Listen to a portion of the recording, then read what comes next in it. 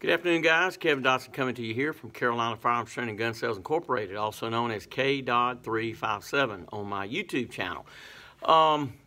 We're up here this afternoon at our store. Of course, we're closed, but I thought I'd do a video on use of force and use of deadly force while my MacBook here is taking its sweet time doing updates. So just talk just a little bit about that. I know normally I show guns and things like that, and I'm really looking forward to the weather warming up just a little bit more, and then we're going to get out there and we're going to do some videos on the range. So that ought to be a lot of fun for me and hopefully you guys as well. So we're going to talk about use of deadly force. Okay, so most of you know that I'm still a full-time law enforcement officer and law enforcement firearms instructor.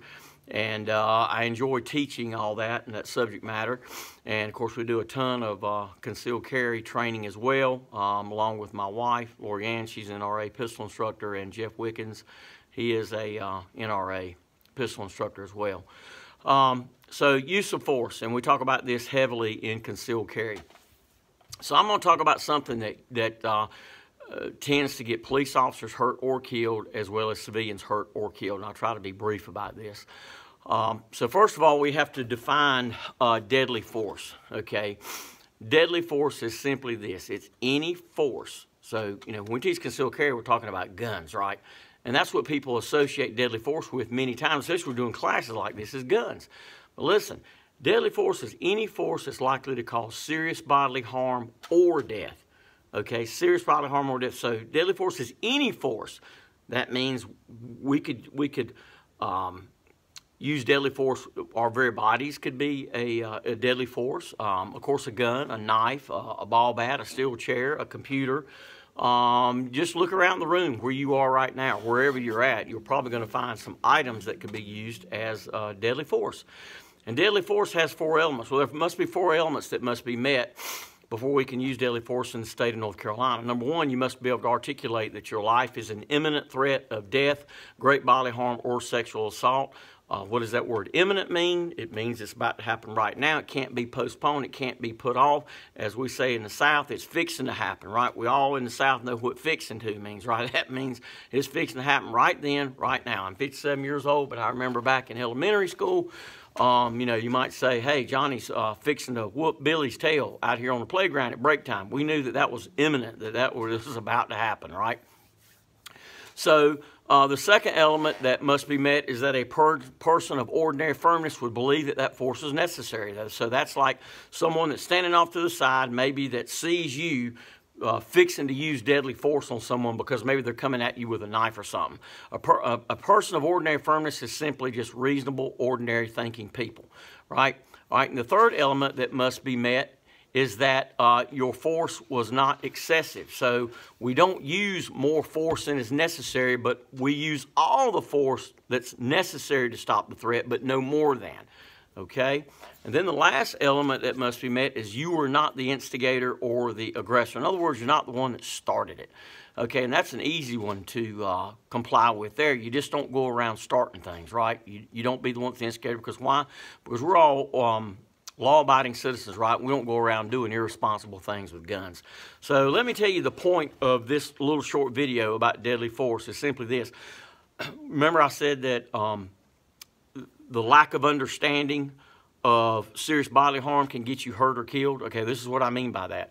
A lot of times people think that the only way I'm going to use deadly force on someone is that pretty much I believe that I'm probably going to get killed as a result of this person's fixing to do to me, right? In other words, they're coming at me with a knife, drop the knife, drop the knife. No, you drop the knife, bang, bang. We stop the threat, right? And that is a very true statement. That is a very true statement. What if you're dealing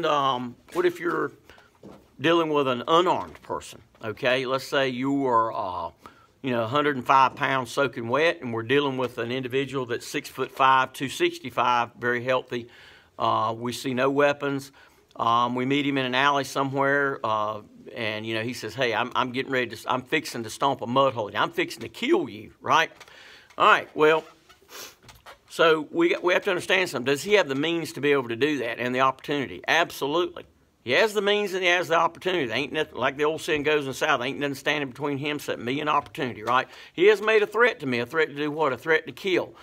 All right, so that's a pretty serious threat, even though a lot of people say that, but they really don't mean it. But in the heat of the moment, they say it. All right, now I don't know this guy from Adam. So if he stops right there, if I find out who he is, I could actually take a warrant out on him for communicating a threat, right? But let's say he takes it further. So he just said he's going to kill me. He starts toward me like he's on a mission, right? All right, at that point, let's say he gets maybe just before 7 yards. And the reason I say 7 yards, because if you come to my concealed carry classes, you'll watch the knife rule. Pretty much says that the average person can cover 7 yards or 21 feet in just under a second and a half. So in my training, I know that once he approaches about 7 yards, if this dude launches out at me, it could go really bad for me, right? So, you know, I need to think about doing something really, really quick before he gets to that point, right?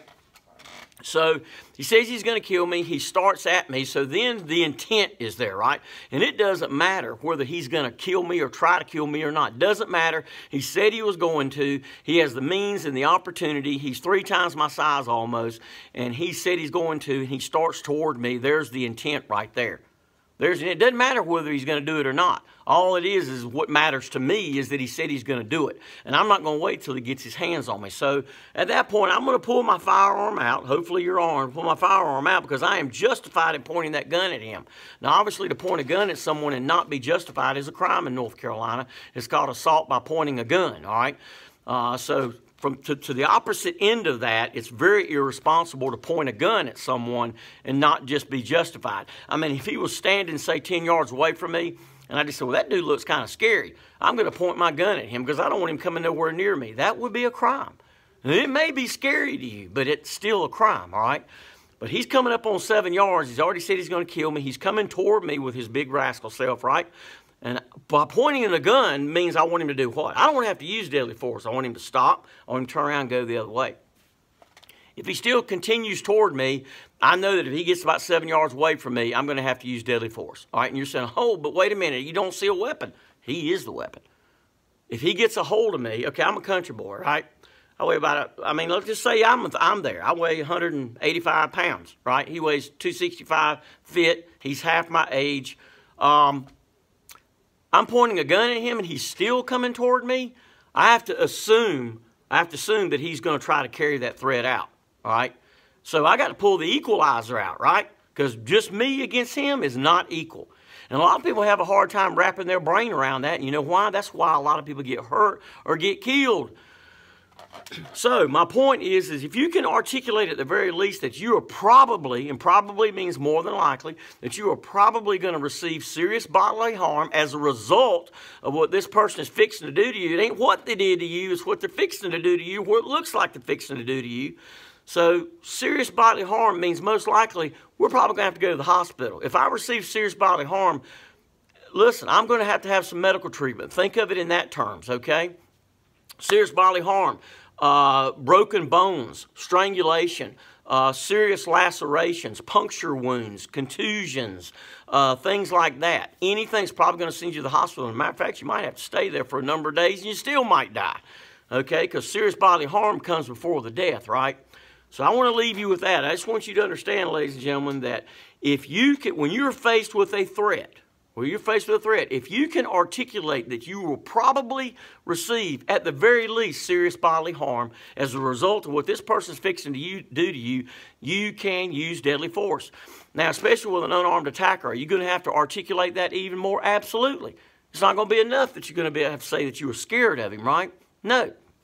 You're going to have to explain that he was 2 times your size or whatever. That if looks could kill you, you've already been dead. Not only that, he made a threat towards you. What was the threat? He said he's going to kill me. Oh, really? What else did he do? Then he started toward me. At that point, I had to assume that he was going to carry that threat out. I pointed my firearm at me. I told him to stop at him, and I told him to stop, and he didn't stop. I had to assume that he was certainly going to carry that threat out, and it didn't matter whether I had a gun or not, or a knife or whatever, to defend myself. You kind of see where I'm going with that? You have to be able to articulate all that. Now, obviously, it's very easy to articulate it when you got a guy coming at me with a knife or a ball bat or a laptop computer or something like that, okay? It's much easier for you. It's much more difficult when the person is unarmed, but you can certainly articulate that, and that's exactly what you need to do. All right, so that's my little spiel for the day. I'm coming to you from Carolina Firearms Training and Gun Sales Incorporated, 1606 Westover Drive, Sanford, NC, 27330. Don't forget to go to our website, CarolinaFirearmsTraining.com, where we've got our online store there. We've also got a concealed carry class coming up Saturday, April the 14th, and another one April the 28th. The fee is just $49, and we'll talk about that, about all I just talked about in further detail in those classes as well. So I may do another video. See there, my MacBook's still updating, so I might have to go get me a drink. So until I see you next time, stay armed, stay safe. Our phone number is 919-708-5475. Later.